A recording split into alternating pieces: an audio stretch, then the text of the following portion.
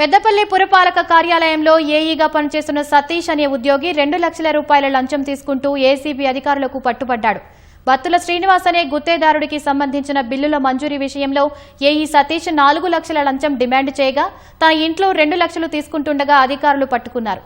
అనంతరం ఏఈ సతీష్ ఇంట్లో విస్తృత తనిఖీలు చేపట్టగా భారీగా లెక్కలోకి రాని నగదు సైతం పట్టుబడింది. ఇంట్లో దాచి ఉంచిన 32,31,900 నగదును అనిషా అధికారులు సీజ్ చేశారు. అనంతరం పెద్దపల్లి పురపాలక కార్యాలయంలోనూ సోదాలు చేసి పలు వివరాలు సేకరించినట్లు అనిషా డీఎస్పీ మహేందర్ రెడ్డి పేర్కొన్నారు. Urban finance and infrastructure development కి ఫైల్ పంపించాల్సి ఉంటుంది. ఆ కవరింగ్ లెటర్ పంపించడానికి ఇద్దరు డిలే చేయడం, ఆఫీస్కి వెళ్ళినప్పుడు వాళ్ళు అడుగుతుంటే మీరు ఒక 4,50,000 రూపీస్ ఇస్తే నేను ఫైల్ ఫార్వర్డ్ చేస్తాను చెప్పడం జరిగింది.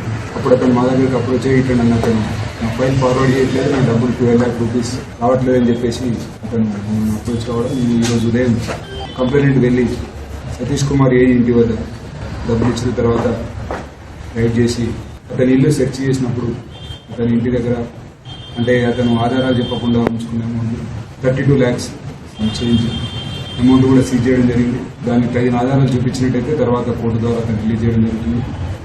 ఈ కేసులో మాత్రం 2 lakhs రూపీస్ సీజ్ చేయడం జరిగింది.